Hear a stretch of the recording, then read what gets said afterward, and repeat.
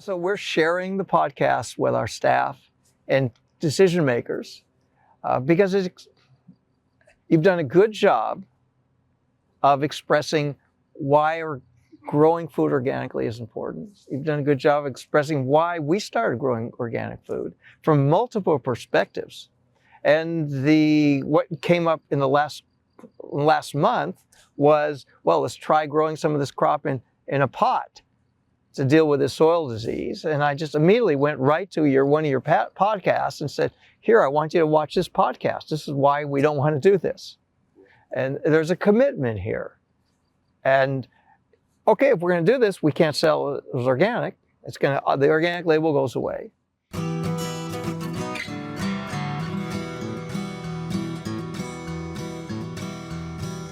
Welcome to the Real Organic Podcast. I'm Linley Dixon, co-director of the Real Organic Project.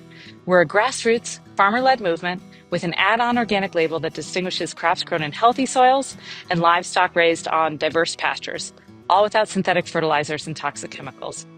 You just heard from California organic farmer Larry Jacobs, who co-founded the Del Cabo cooperative in Mexico, an incredible example of hundreds of small tomato farmers coming together for marketing. Larry also joined in the lawsuit against USDA's approval of hydroponics in organic certification.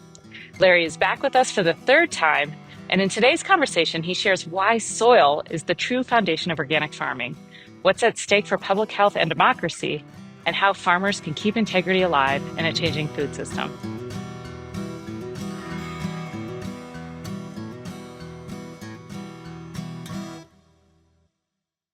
Welcome to the Real Organic Podcast, Larry.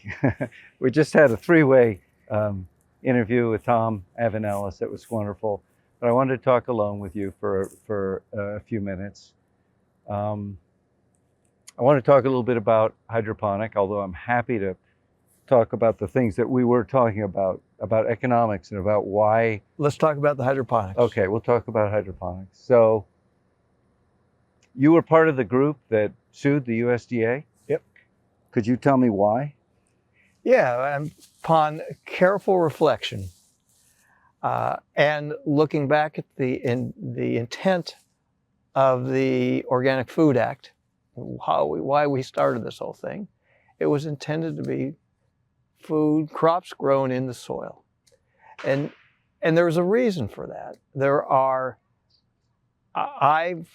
I personally believe that there are real health benefits to those things that are taken up from the soil by the plants and the food we eat, and that we're not going to get that same mixture of magic. And I only use the word magic because I don't think the science is there yet to pick it apart.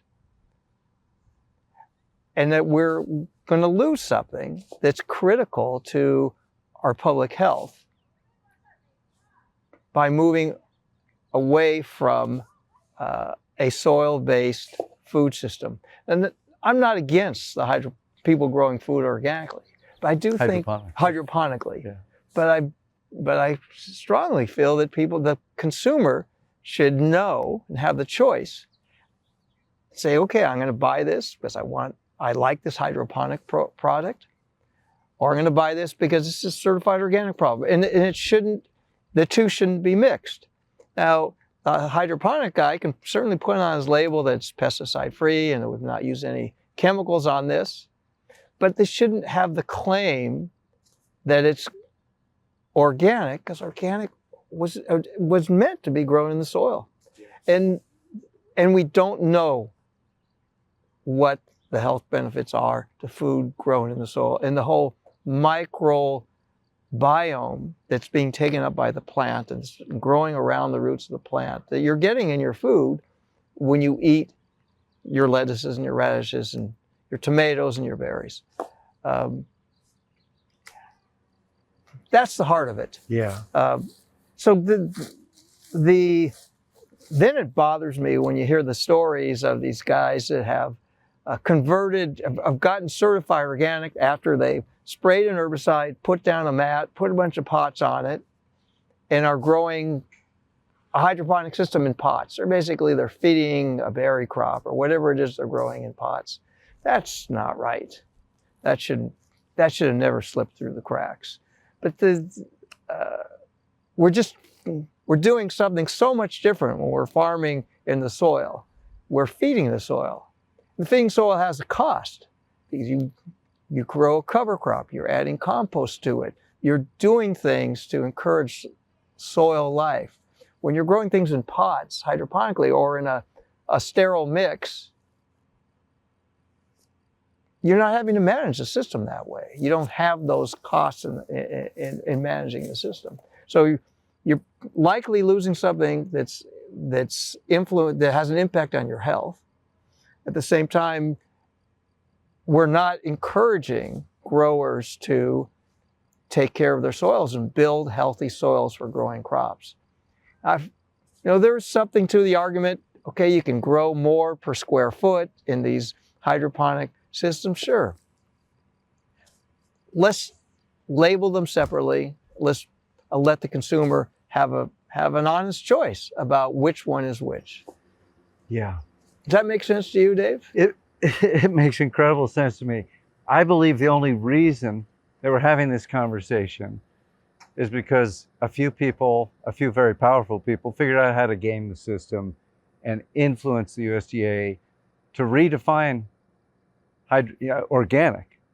It was never allowed. It's not allowed in the rest of the world. The EU is very clear about this. That's right. The fact that it's not allowed in the rest of the world, it just needs to be one standard for across the planet.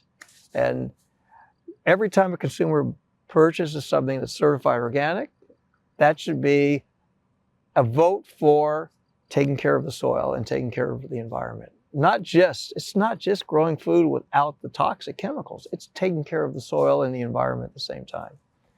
And I think that's what you've done with the Real Organic program. Yeah. It has upped the level of discourse because people, a great many of our customers and even some of our farmers thought of organic as just being, thank God I can get some food that wasn't sprayed with poison. Which I agree. I don't want to eat food that wasn't sprayed with poison either. The insanity of growing food with toxic chemicals. It's crazy. It's crazy. Yeah, it's crazy.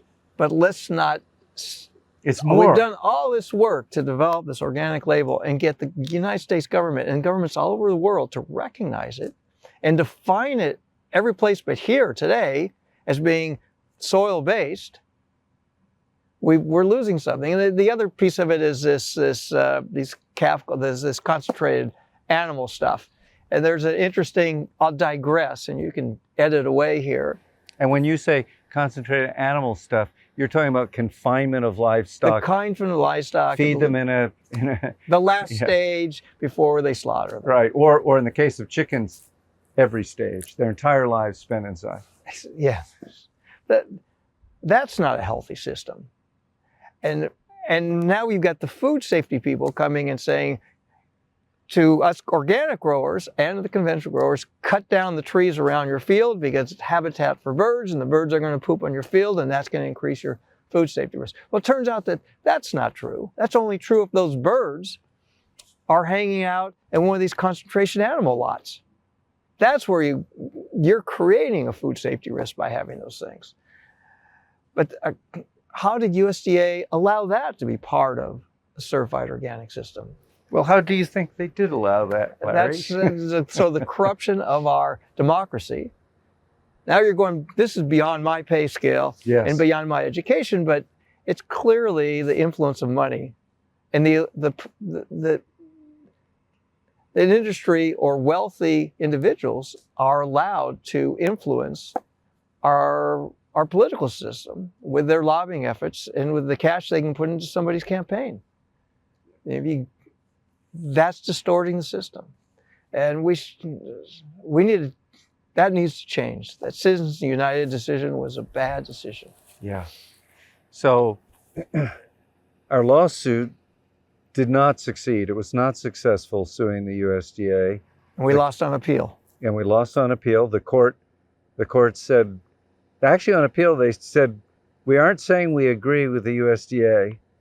We're saying we don't feel compelled to override their decision. It was interesting. They said this is a non-binding decision, We're not saying that hydroponics should be an organic. We're just saying we don't quite feel it's our job to tell a regulatory agency whether they can or cannot interpret the law this way, which might be different now because of the Chevron case. That was a big deal where a court told another court, you can't, the government agency does not have the right to interpret the law against a company like Chevron. So unless the law is more explicit, you can't regulate them, which is a big defeat. It was a big defeat. I mean, this was a big win for the oil company, but it might have changed the outcome of our lawsuit, which is interesting. So where does this go from here? I mean, today we're the only country in developed country with an organic law that allows hydroponic production to be certified organic. Can we get the law changed? And where do we go to correct this? Or is it live with it? Well, we asked that in Vermont after Jacksonville, after we lost our attempts to reform using the National Organic Standards Board as our avenue. And there was actually an amazing reversal in the National Organic Standards Board from 7 years earlier, where they voted overwhelmingly that hydroponic cannot be called organic. So when we lost that, I felt, many farmers felt, well, we're going to have to do this ourselves. We can't wait to fix it through government reform. And I think we were right, but I think it's an interesting question whether that means we abandon government reform, because I don't think we can do that either. No. We have to keep challenging and challenging. But in the meantime, I just think it's a mistake to say, well, if that's what you say organic is, I guess that's what it is. So let's look at our food system. So over half of our food system, most of the food that you cook in your house is being purchased through a retailer, through a supermarket chain, most of it. Some part is being purchased through CSAs and some home deliveries. And I don't know what the percentage is, but I'm guessing it's less than 10%. Yeah. The organic label has value because the retailer is able to use that organic label to set a price, to have a price differential and distinguish the price from the conventional product, or just distinguish the product from the conventionally grown product and say to the consumer, this is something you can have faith in, you can have confidence in, that there's no chemicals on it, that was grown in a way that's good for the environment.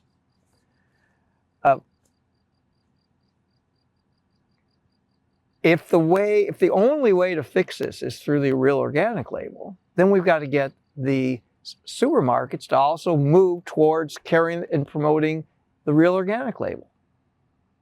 And so far that, I haven't seen that happen. At some of the smaller stores, yes, but the impact with the bigger chains. Well, They have a dilemma, don't they? They have a dilemma, and they're also carrying conventional product. They're not committed to organic food. That's right. So you come onto our farm, we don't grow anything with chemicals. We don't have any conventional production on our farms. And we wouldn't have any conventional. It just doesn't make any sense to be using chemicals to grow food. And I understand why the retailers have conventional product and organic product, because they have some people who don't care, or who can't afford the price differential. But I don't think there's any commitment. I think it's a little worse than that, Larry. I don't think there's any commitment. They're only doing it because there's a profit to be made on it. That's Yes. why. But that's why they have every product. That's why they're a business to begin with. Right. So I'm not going to. I don't think it's appropriate to criticize them for that. Well, here's what I'll criticize. Yeah. I think that the reason that a large supermarket chain wouldn't want to even mention real organic is because it makes people question, well, what about the other organic? What about the USDA organic, which is the majority of their organic sales? Thank God organic sales have grown. And this is, I think, the reason that a lot of people in the organic industry are very unhappy with the Real Organic Project, because they go, you're undermining. You're splitting the, you're dividing. You're dividing us. Dividing us. And I don't accept that. I think they're dividing us. Stand up for what we all believe. We don't think that CAFO milk is organic. We don't think those CAFO eggs are organic. And we don't think those hydroponic tomatoes are organic, or those hydroponic blueberries are organic. None of us believe that. So let's tell the truth. Come together. We're not trying to divide the organic movement. We're trying to unite it. You make a good point. You make a good point. I think we can't give up on trying to get it corrected. I think it's worth continuing the effort to try to change the interpretation of the law so that the hydroponic is not included as certified organic. And that doesn't stop the hydroponic guys from marketing their product, putting labels on it that say there's no pesticides, or creating a branding around it. But the certified organic label that we've worked on for the last 50 years, since the 70s, to create and get accepted by the United States government, it just feels like it's wrong that it's been usurped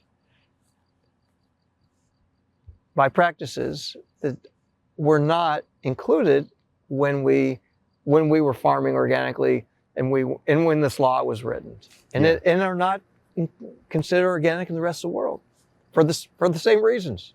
Right. They've been more successful than us in the EU.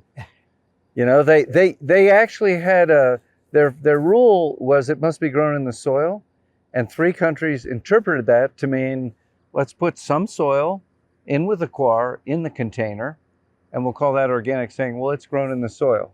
And people in the EU went, no, that's not right. And so they made a new rule that said it must be grown in soil that's in connection with subsoil, in connection with bedrock, meaning there is no container, there are no barriers. It's not going to work to do 100% liquid feed in that system. So it is possible, and I would add their rate of growth of organic sales has exceeded that of the US.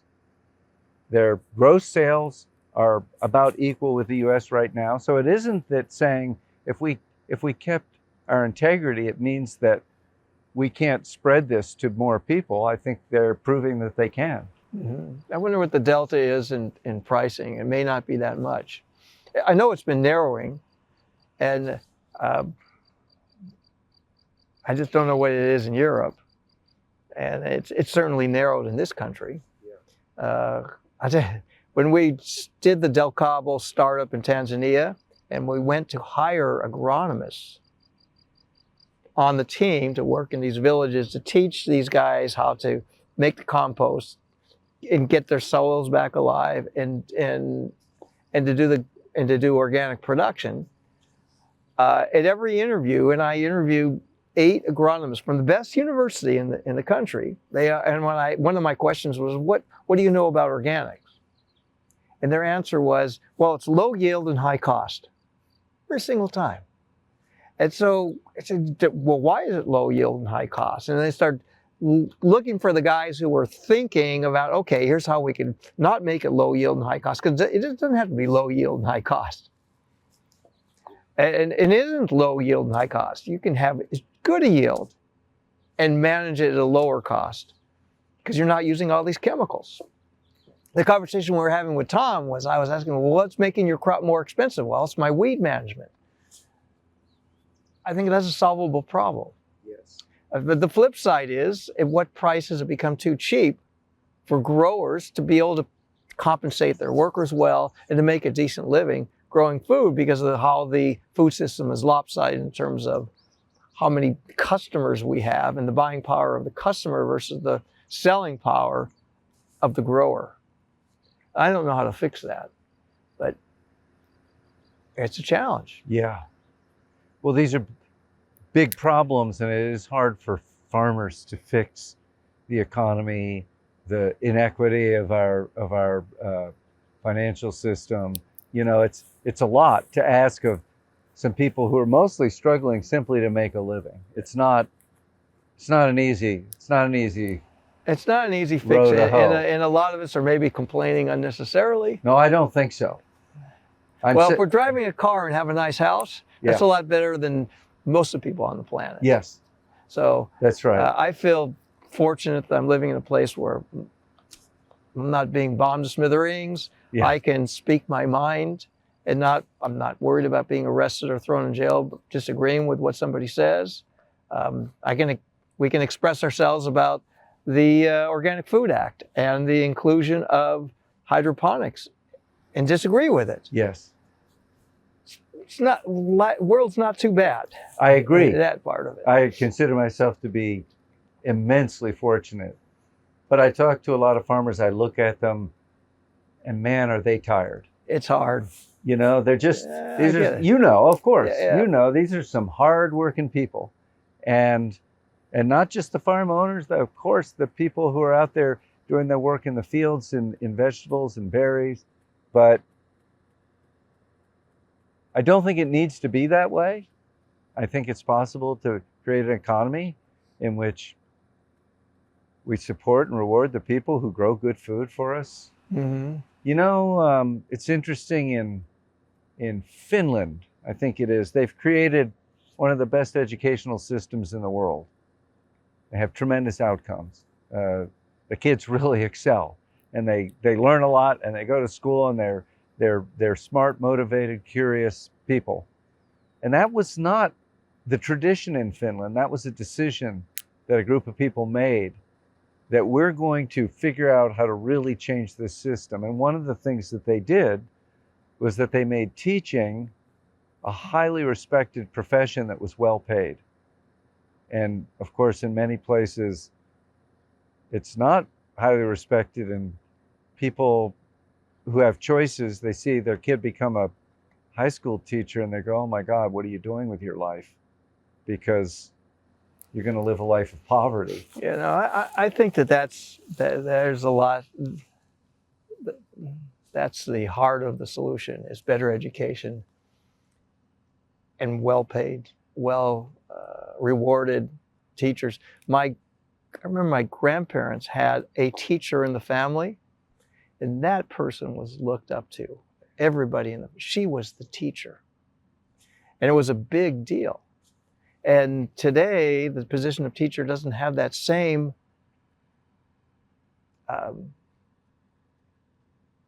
level of respect.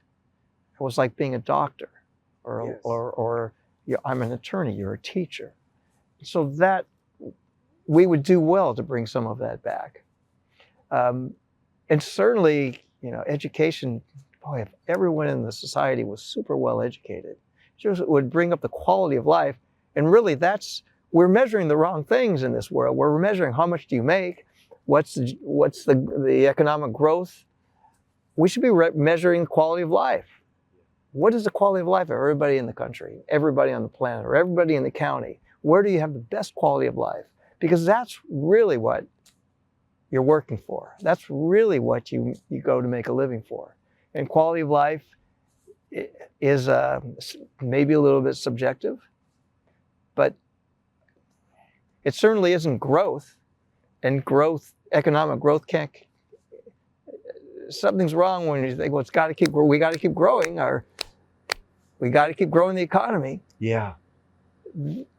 Just doesn't make any sense. It can't keep growing forever. And often that economic growth is they're looking at the average, but what it means is that a small number of people got much richer. I mean, that was kind of the model of the Green Revolution. Well, so let's get started on how we've gone from a world where there wasn't such a big dichotomy in wealth to a world where there's an enormous dichotomy of wealth, or a small number of people own such a large amount of the assets in this country. And that's not good for anybody, because ultimately, as this continues, it's likely to end up in social unrest and potentially violence, at which point everyone suffers and is hurt by it. So I think it behooves all of us to move towards a society that's better educated and that the KPIs are quality of life. Let's look, how do we make quality of life for everybody, regardless of your political beliefs, your religious affiliations, what you like to eat in the morning. Let's look for common quality of life standards and build a society where the quality of life is really good. So let me ask you a question. It's interesting. We were talking earlier with Tom about educating ourselves, educating the people we work with. And last night at Pie Ranch, there was a gathering of real organic farmers. It was tremendous. It was just great conversations. And one of the things I said is, because they're kind of saying, well, how do we move forward? And I said, well, if you want to know metrics of success, we have about 1,000 farms certified in the Real Organic Project. And that's wonderful. But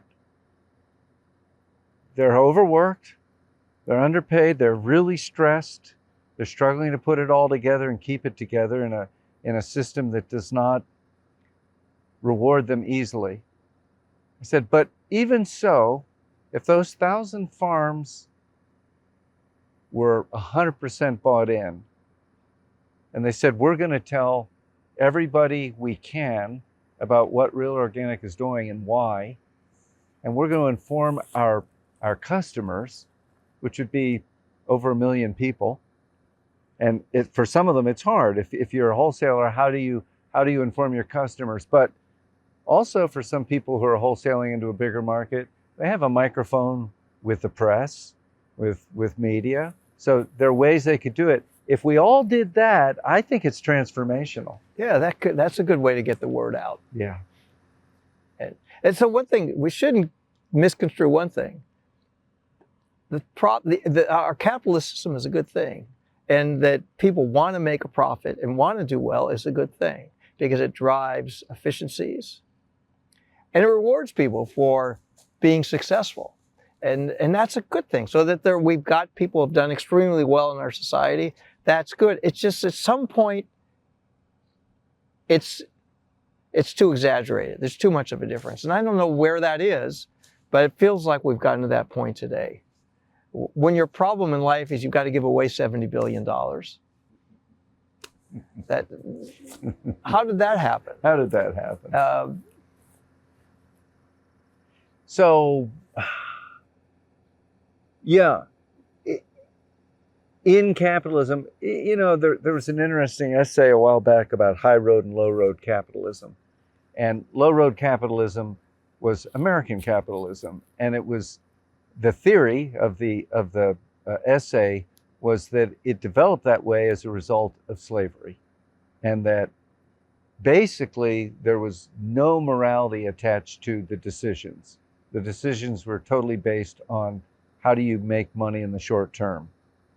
And high road capitalism, which might be Denmark, said that it's great, go forth and make your money, but do it on a foundation of caring, of civic responsibility, of responsibility to your neighbors. So you don't want to pollute the stream. You want them to also thrive, so you don't want too great a concentration of wealth. It's interesting. I think they're very Confucian ideals, actually. I think that's the place for government. That's right. And that's the place that government has to come into this. It's certainly, countries that are not capitalistic, the wealth isn't there. And you need it's good to have wealth. If you've lived in a country where there isn't any wealth, people can't afford to get their teeth fixed. They can't go to the doctors. Their houses are cold. They're cooking over an open fire that's all smoky. They just don't have the economic well-being to be able to have a good quality of life. So our system works pretty darn well, and this competitive system works well. I'm all for it. I want to point out that you're saying those things from observation. From observation. This isn't something that you just read in a No, textbook. no. You've spent time I've in been other to these countries. I've lived in these other societies. That's I've right. seen it, and we're lucky to live in this country. This is an incredible country to live in, and we've all had opportunities to generate wealth, personal wealth for ourselves, more than we need. and for our employees. Is it perfect? No. Let's make it better. All right. And this hydroponic thing is part of it. Yeah. Let's bring this back around. Yeah. We're losing something if this organic, certified organic is including these practices that are not as holistically healthy for us as they were, as we intended it to be when we started this thing. We're losing something as a society, and we can get it back. Got to get the regulation interpreted in the way it was intended. Okay.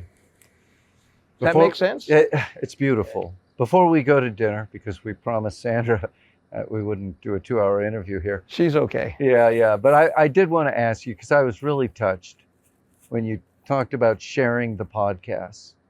Because it's one of the things, obviously I spent a lot of time interviewing people. I take it very seriously, trying to find the people whose words I think should be shared. And you said, tell me what you said about what you're doing with the podcast. So we're sharing the podcast with our staff and decision makers because you've done a good job of expressing why growing food organically is important. You've done a good job of expressing why we started growing organic food from multiple perspectives.